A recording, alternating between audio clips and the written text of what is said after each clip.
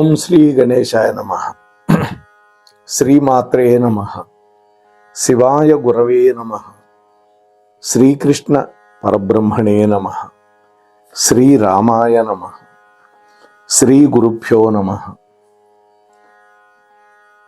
నారాయణం నమస్కృత్య నరం చైవ నరోత్తమం దేవీం సరస్వతీం వ్యాసం తతో జయముదీరయేత్. హిమకుంద మృణాళాభం దైత్యానాం పరమం గురుం సర్వశాస్త్ర ప్రవక్తారం భార్గవం ప్రణమామ్యహం. ప్రియ భగవద్బంధువులారా, మన మోహనవాణి పాడ్కాస్ట్ ఛానల్ ద్వారా నవగ్రహ పురాణ అంతర్గతమైనటువంటి శుక్రగ్రహ చరిత్రని భక్తి శ్రద్ధలతో వింటూ ఉన్నటువంటి భక్తామ తల్లులకు తండ్రులకు మునుముందుగా నా యొక్క సాధువాదాలు చెల్లించుకుంటున్నాను. నిన్న మనం 3వ భాగంలో కుబేరుడి యొక్క అపార సంపదని తన యొక్క యోగ శక్తి ద్వారా వృషపర్వుడి పరం చేశాడు ఉశనుడు అనేటువంటి అనబడేటటువంటి శుక్రుడు. ఇంకా శుక్రాచార్యుడి పేరు రాదు. ఆ తర్వాత ఏం జరిగింది అనేది ఈ రోజున 4వ భాగంలో తెలుసుకునే ప్రయత్నం చేద్దాం. అది వృషపర్వుడి యొక్క సభ. సభలో రాజుగారు ఉన్నతమైన ఆసనం మీద కూర్చొని ఉన్నాడు. వాళ్ళ గురువైనటువంటి ఉశనుడు రాజుగారి పక్కనే కూర్చొని ఉన్నాడు మరొక ఆసనంలో. రాక్షసులు ఉశనుడిని కీర్తిస్తూ జయ జయధ్వానాలు చేస్తూ ఉన్నారు. ఎందుకని? కుబేరుడి యొక్క అపారమైన సంపద తమ యొక్క రాజుగారి పరం చేసినందుకు వాళ్ళు జయ జయధ్వానాలు చేస్తున్నారు. ఆనందోత్సాహాలతో అందరూ సురపానం చేస్తూ ఉన్నారు. వృషపర్వుడు స్వయంగా అందిస్తున్నటువంటి పానపాత్రని అందుకోబోతూ ఉశనుడు ఒక్క క్షణం ఆగాడు. చెయ్యెత్తి అసురులందరినీ వారించాడు. అంటే నిశ్శబ్దంగా ఉండమన్నాడు. గురువాజ్ఞతోటి అసురులందరూ మౌనాన్ని ఆశ్రయించారు. ఏకాగ్రతతో వింటూ ఉన్నారు.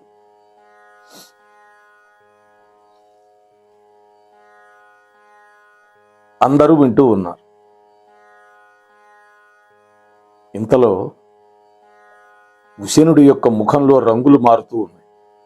ఆశ్చర్యం, ఆందోళన, భయం ఒకదాన్నొకటి తరుముతూ ఆయన ముఖం మీద ప్రత్యక్షం అవుతూ ఉన్నాయి. చూసారా? ఎక్కడ ఉశనుడెక్కడ? పరమశివుడి యొక్క కంఠధ్వని స్పష్టంగా వినపడింది అంతరంగంలో. ఉశనుడికి ఒక ఢమరుక నాదంలాగా వినిపించింది. వెంటనే ఉశనుడు భయపడిపోయి వృషపర్వుడి వైపు ఆందోళనగా చూస్తూ ఉన్నాడు. వృషపర్వ, అనర్థం జరిగిపోయింది. పరమశివుడు మహోగ్రుడైపోయాడు. నా కోసం యుద్ధ నాదం చేస్తూ ఉన్నాడు అనేసరికి వృషపర్వుడు నోరెళ్లబెట్టాడు. ఆ కుబేరుడు శివుణ్ణి శరణజొచ్చినట్లుగా ఉన్నాడు. పరమశివుడు అతగాడికి పరమమిత్రుడు. ఆలోచిస్తూ ఉన్నాడు ఉశనుడు ఏం చేయాలని. రుద్రుడు గనక ఉగ్రుడైనాడా మహాప్రమాదమే ముంచుకొస్తుంది. వృషపర్వుడు కూడా భయంగా అంటూ ఉన్నాడు. ఇప్పుడు మన కర్తవ్యం ఏంటి గురుదేవా, చెప్పండి అన్నాడు. ఉశనుడు వెంటనే అక్కడి నుంచి లేచాడు. ఒక్కటే కర్తవ్యం, శూలపాణి యొక్క సన్నిధికి వెళ్ళడమే. అంటే ఆయన్ని శరణాగతి చేయటమే నిర్ణయం. ఆయన యొక్క ఆగ్రహాన్ని నియంత్రించడానికి ఇదొక్కటే మార్గం అంటూ ఉశనుడు అంతర్ధానం అయిపోయాడు అక్కడి నుంచి. వృషపర్వుడు, రాక్షస ప్రముఖులు అందరూ ముఖాలు చూసుకుంటూ ఉన్నారు. శూలాన్ని ఎత్తిపెట్టుకొని ఆగ్రహ తాండవం చేస్తూ ఎక్కడ ఉశనుడెక్కడ అంటూ కేకలు వేస్తున్నటువంటి పరమశివుడికి కొంచెం దూరంలో తన యోగశక్తితోటి ఉశనుడు వెళ్ళాడు. మహారుద్రుడి యొక్క మహారౌద్రాన్ని ప్రత్యక్షంగా చూశాడు. గజగజ వణికిపోయాడు. భయంతో పక్కనే ఉన్న పొదలో నక్కి దాక్కున్నాడు. అయితే ఆ ముక్కంటి యొక్క చూపు నుండి తప్పించుకోవటం అసాధ్యము అనేటువంటి జ్ఞానం వెంటనే కలిగింది ఉశనుడికి. వెంటనే పొదల్లోంచి యువతలకు వచ్చి గుండె దిటవు చేసుకుని పరమేశ్వరుడి యొక్క దగ్గరికి వెళ్ళాడు. వెంటనే ఉశనుడిని చేత్తో పట్టుకున్నారు. ఒళ్ళి తొలియని ఆవేశంతో నోట్లో వేసుకొని గుటుక్కున మింగిపారేశాడు. చూసారా? హర హర మహాదేవ్. మహేశ్వరుడి యొక్క మహాశరీరంలో ఉశనుడు సుళ్ళు తిరుగుతూ ఉండిపోయాడు పొట్టలో. అక్కడ పొంగుతున్నటువంటి ఉద్ధృతమైన వేడిని భరించలేక తల్లడిల్లిపోతూ ఉన్నాడు. వెంటనే పరమేశ్వరుడు ఉశనుడు బయటికి రావటానికి అవకాశం లేకుండా నవరంధ్రాలను బంధించి పారేశాడు. మహారుద్రుడి యొక్క జఠర కుహరంలో అంటే జీర్ణాశయంలో ఉక్కిరి బిక్కిరి అయిపోతున్నాడు ఉశనుడు, మార్గాంతరం లేక. వెంటనే ఆయననే శరణుజొచ్చి కీర్తిస్తూ తనను రక్షించమని వేడుకున్నాడు. పరమ దయాళువు కదా పరమేశ్వరుడు, బోళాశంకరుడు కదా, కీర్తించగానే కరిగిపోతాడు. వెంటనే కనికరించాడు పరమేశ్వరుడు. తన జననాంగ ద్వారాన్ని తెరిచి ఆ రంధ్రం గుండా బయటికి రమ్మని ఉశనుడిని ఆజ్ఞాపించాడు. చూసారా? జననేంద్రియం నుంచి బయటికి రప్పిస్తున్నాడు. ఉశనుడు వెంటనే పరమేశ్వరుడి యొక్క జననాంగ మార్గం గుండా బయటకు వచ్చాడు. శివుడు అతడి వైపు నిప్పులు గొక్కుతూ చూశాడు. అప్పుడు పార్వతీదేవి పరమేశ్వరుడి యొక్క ఆగ్రహాన్ని గుర్తించింది. స్వామి, శాంతించండి. ఉశనుడు మీ శుక్ర మార్గం ద్వారా బయటకు వచ్చాడు. ఆ కారణం వల్ల అతడు మీకు నాకు పుత్రుడైనాడు. మన్నించి ఉశనుడి యొక్క మనుగడని ప్రసాదించండి, అంటే ప్రాణదానం చేయండి అన్నది అమ్మవారు. పరమేశ్వరుడు చిరునవ్వు నవ్వాడు. పార్వతి, నీ కోరిక తీరుస్తాను. నీ కుమారుడన్నావు కాబట్టి ఉశనుడిని తేజోవంతుడిగా చేస్తూ ఉన్నాను. నా శుక్రం ద్వారా నిర్గతుడైనటువంటి కారణంగా ఇవాల్టి నుంచి ఈ ఉశనుడు శుక్రుడు అని పేరుతో పిలువబడతాడు అన్నాడు పరమేశ్వరుడు. శుక్రకణములు అంటే వీర్యం, వీర్య ద్వారం ద్వారా బయటకు వచ్చాడు కాబట్టి శుక్రుడైనాడు. అమ్మవారు తృప్తిగా నవ్వింది. వెంటనే శుక్రుడు శివుడి యొక్క పాదాలకి ప్రణామం చేసి ధన్యోస్మి మహాదేవా అన్నాడు. శుక్ర, ధనకాంక్షతో నువ్వు కాని పని చేశావు. కుబేరుడు ధనాధిపతిగా ఉండటానికే పుట్టాడు. విశ్వధన నిర్వాహకుడినే కొల్లగొట్టావు నువ్వు. అది నీకు ధర్మం కాదు. కుబేరుడు నుండి నువ్వు గ్రహించినటువంటి సంపద మొత్తం తిరిగి అతనికే చేరుతుంది. కుబేరుని నువ్వు నీ కోసం దోచుకోలేదు కాబట్టి నీ యొక్క నిస్వార్థతకి బహుమతి ఇస్తున్నాను. భవిష్యత్తులో నీవు ఐశ్వర్యకారకుడు అవుతావు. అందుకనే శుక్రగ్రహం గనక మంచి స్థానంలో ఎవరి జాతకంలో ఉంటుందో వాడికి ఐశ్వర్యం సంప్రాప్తిస్తుంది. అంతేకాదు, వాడికి పెళ్ళి ఉంటే కళత్ర సుఖం కూడా సంప్రాప్తిస్తుంది. ఎందుకని శుక్రద్వారం ద్వారా వచ్చాడు కాబట్టి. అందుకు కావలసిన ఐశ్వర్యం నీకు ఎప్పుడు అందుతూనే ఉంటుంది అని పరమశివుడు దీవించాడు. పరమేశ్వర, మీ అనుగ్రహం నాకు దక్కింది. అంతేకాదు, మీ ఆగ్రహం అనుగ్రహంగా మారింది. అందుకే ఉశనుడు ఎక్కడా అని మీరు హుంకరించగానే స్వయంగా వచ్చి మీ చరణ కమలాల మీద వాలిపోయాను అన్నాడు శుక్రుడు వినయంగా. శంకరుడు చిరునవ్వుతో ఆనందంగా చూశాడు. శుక్రుడు పార్వతీదేవికి చేతులు జోడించి జగన్మాతను మాతృదేవతగా పొంది నా జన్మ ధన్యం చేసుకున్నాను కదా అన్నాడు. వెంటనే అమ్మవారు దీర్ఘాయుష్మాన్ భవ అని దీవించింది. తల్లి.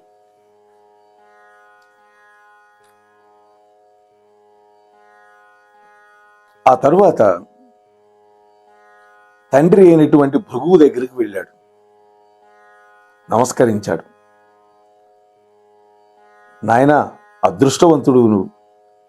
శివుడి యొక్క జఠరంలో విహరించి ఆయన కుమారుడుగా మేమిచ్చినటువంటి శరీరంతోనే మళ్ళీ జన్మించావు. ఆ కైలాసవాసుడు కరుణించినటువంటి శుక్ర నామధేయంతో విరాజిల్లు నాయనా అని ఆనందపడ్డాడు భృగు కొడుకుని కౌగలించుకొని.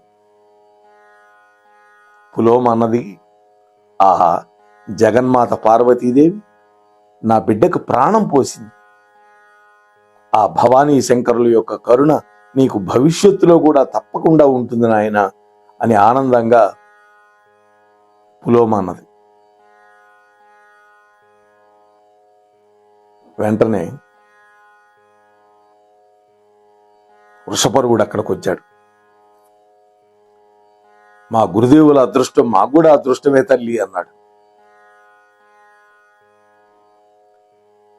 అంతలోనే అతడి యొక్క ముఖాన్ని నిరాశ మేఘంలాగా కప్పుకుంది వృషపర్వుడు.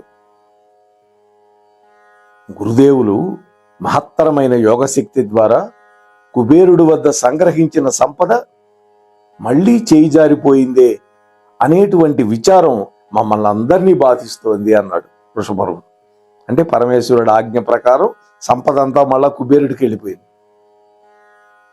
ఆ ధనాన్ని మించినటువంటి జ్ఞానధనం మా శుక్రుడి రూపంలో మీ ఆస్థానంలో ఉంటుంది కదా వృషపర్వ, ఎందుకు నువ్వు దిగులు పడుతున్నావు అన్నాడు. మేధో సంపద ముందు భౌతికమైన ఆ సంపద ఎంత? నిజమే కదా, భౌతికమైన సంపద ఖర్చు పెడుతుంటే తరిగిపోతుంటుంది. కానీ మేధో సంపద ద్వారా ఎంతైనా డబ్బు సంపాదించవచ్చు. ఇది సంపాదించే కొద్దీ ఆ మేధస్సును ఉపయోగించి మేధస్సు మరింత పెరుగుతుంది తప్ప మేధస్సు తరగదు. కానీ డబ్బు మాత్రం తరిగిపోతూ ఉంటుంది. వెంటనే వృషపర్వుడు, మీ మాటలు నాకు ధైర్యాన్ని ఓదార్పును కూడా ఇస్తున్నాయి గురుపిత అన్నాడు. అంటే మా గురువు గారి తండ్రి అయినటువంటి ఓ భృగు మహర్షి అని. ఆ తరువాత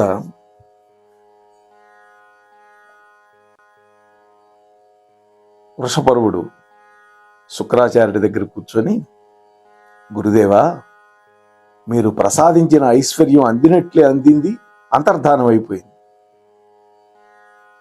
ఈ విషయం తెలిసినటువంటి దేవతలందరూ విర్రవీగిపోతున్నారు. ఈ వార్త నాకు మన చారుల వల్ల తెలిసింది.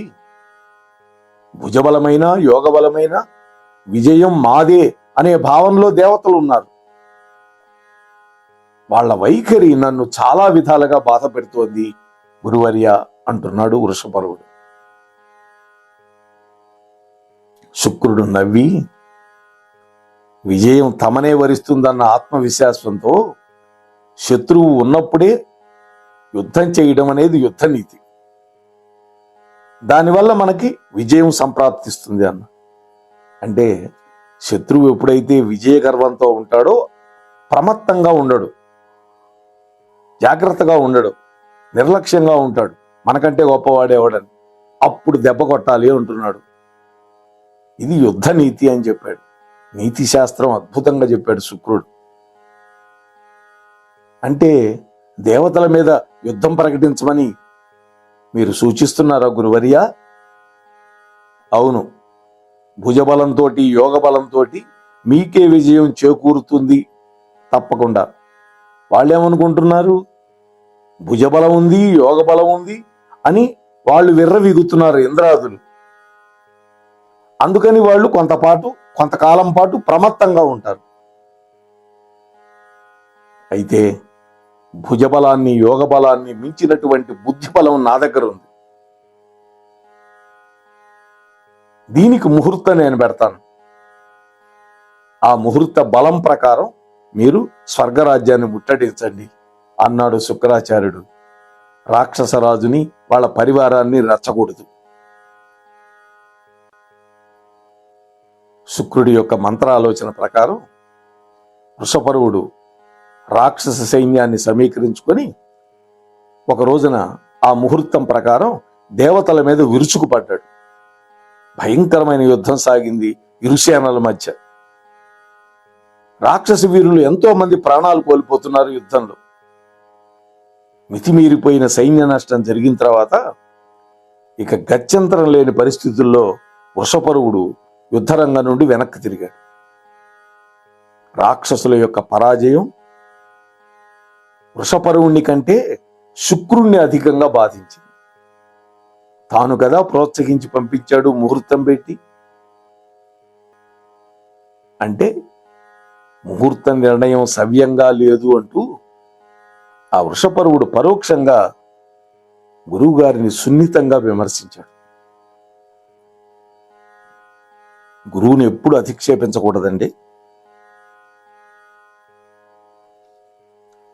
వెంటనే వృషపర్వుడు రాక్షస వీరులు ఈ విధంగా దేవతల చేతిలో చచ్చిపోతూ ఉంటే దేవతలను జయించి స్వర్గరాజ్యాన్ని స్వాధీనం చేసుకోవటం కల్లా అని నేను అనుకుంటున్నాను గురువర్య అన్నాడు.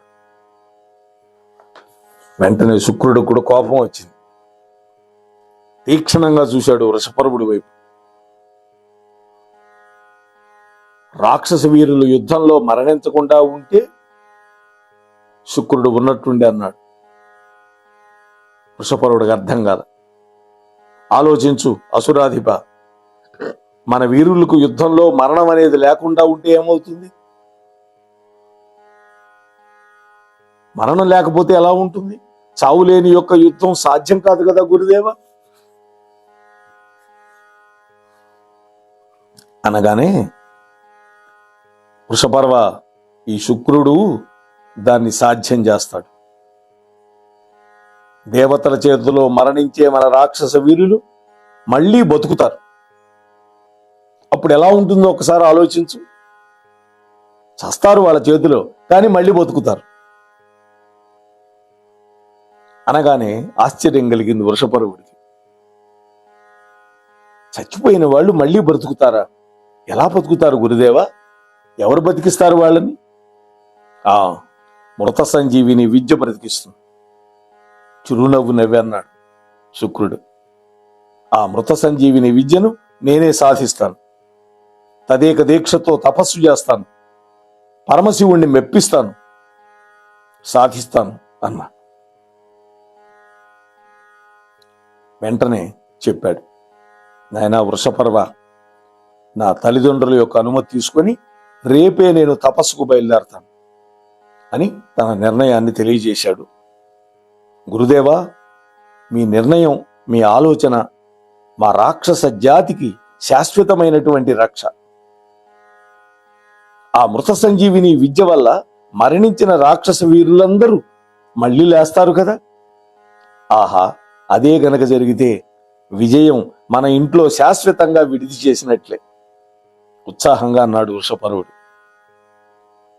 ఒక్క హెచ్చరిక, రాజా, మృత సంజీవినితో నేను తిరిగి వచ్చేదాకా దేవతలతో యుద్ధం మాట ఎత్తద్దు. మృత సంజీవిని మహావిద్యతోటి నేను తిరిగి వచ్చిన తర్వాత చేసేటటువంటి యుద్ధమే చిట్ట చివరి సురాసుర యుద్ధం కావాలి.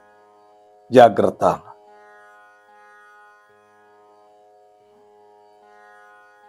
ఆజ్ఞ. గురుదేవ, మీరు ఆ మహావిద్యతో తిరిగి వచ్చినటువంటి రోజున మీరు నిర్ణయించినటువంటి ముహూర్తంలో మళ్ళీ నేను దేవతల మీద దండయాత్ర చేస్తాను అన్నాడు గురువుకి నమస్కరించి. శుక్రాచార్యుడు తల్లిదండ్రి దగ్గరికి వెళ్ళాడు. భృగువు, పులోమ నమస్కరించి విషయం అంతా చెప్పి వాళ్ళ ఆశీస్సులు పుచ్చుకొని మహారణ్య మధ్యంలో ఉన్నటువంటి తపోభూమికి వెళ్ళాడు. మృత సంజీవిని కోసం గురువు గారికి వీడ్కోలు పలికినటువంటి రాక్షసులందరూ వృషపర్వుడి యొక్క నేతృత్వంలో ఉత్సవం జరుపుకున్నారు ఈ వృషపర్వుడి యొక్క రాజధానిలో. అంతేకాకుండా తమ గురుదేవుల యొక్క తపస్సు తొందరగా ఫలించాలని కోరుకుంటూ దేవతలందరికీ పూజలు, వాళ్ళు దేవతలంటే వీళ్ళకి పడదు, కానీ బ్రహ్మదేవుడి గురించి వాళ్ళు చేశారట. పరమేశ్వరుడి గురించి పూజలు చేశారు. చూడండి, అప్పుడు అనుకోని అతిథిగా నారద మహర్షి వృషపర్వుడి యొక్క ఆస్థానానికి వచ్చాడు. దేవదానవ సంగ్రామంలో పరాజయం పాలైనందుకు సానుభూతి వ్యక్తం చేశాడు. ముందు సంభాషణ క్రమంలో శుక్రుడు మృత సంజీవిని విద్య సాధించటం కోసం వెళ్ళినట్లుగా వృషపర్వుడు చెప్పాడు. అక్కడి నుంచి బయలుదేరాడు నారదుడు. విన్నటువంటి విషయం కలవరపెడుతోంది ఆయన్ని. కడుపులో దాచుకోలేకపోయినాడు. నేరుగా స్వర్గలోకపు దారికి పట్టాడు. మరి ఆ తర్వాత ఏమైంది? నారదుడు ఏం చేశాడు? శుక్రాచార్యుడు మృత సంజీవిని విద్య ఎలా సాధించాడు? ఇటువంటి విశేషాలన్నీ తెలియాలి అంటే రేపటిదాకా ఆగాలి మనం. అప్పటి వరకు ఈ ఛానల్లో వచ్చేవన్నీ వింటూ ఉండండి, వినిపిస్తూ ఉండండి. మీకు అంశం నచ్చితే ఒక లైక్ ఇవ్వడం మర్చిపోకండి. అలాగే మీ బంధుమిత్రులతో షేర్ చేయండి. ఈ ఛానల్కి సబ్స్క్రైబ్ కూడా చేయండి అని మిమ్మల్ని సవినీయంగా ప్రార్థిస్తూ ముగిస్తున్నాను. అలాగే విన్నటువంటి మీకు, చెప్పిన నాకు, తమ ఛానల్ ద్వారా ప్రసారం చేసిన అక్కునూరి వారికి, ఆ నవగ్రహ అధిదేవతలు అందరూ కూడా చక్కగా సమస్త అష్టైశ్వర్యాలు, భోగభాగ్యాలు, ఆయురారోగ్యాలు ఇచ్చి చల్లగా రక్షించాలి అని మరొక్కసారి ప్రార్థన చేస్తూ ముగిస్తూ ఉన్నాను. స్వస్తి సర్వేషాం. మన కార్యక్రమాలు నచ్చితే ఒక లైక్ చేయండి, మాకు ఎంతో ఎంకరేజ్మెంట్గా ఉంటుంది. అలాగే కామెంట్ చేయండి. కామెంట్ చేస్తే మేము మంచి క్వాలిటీ కంటెంట్ అందించడానికి దోహదపడుతుంది. ఆడియోస్ని షేర్ చేయండి. ఆడియోని షేర్ చేస్తే మన ఛానల్ అభివృద్ధి చెందడానికి ఉపయోగపడుతుంది. ఇంతవరకు మన కార్యక్రమాన్ని చూస్తూ ఎంజాయ్ చేస్తున్నట్లయితే, ఒకవేళ సబ్స్క్రిప్షన్ కనుక చేయలేకపోతే ఇప్పుడే ఈ క్షణమే సబ్స్క్రైబ్ చేసుకుని ఆ పక్క నుండి బెల్ బటన్ మోగించండి. వినండి, వినిపించండి, వింటూనే ఉండండి. మోహనవాణి తెలుగు పోడ్కాస్ట్.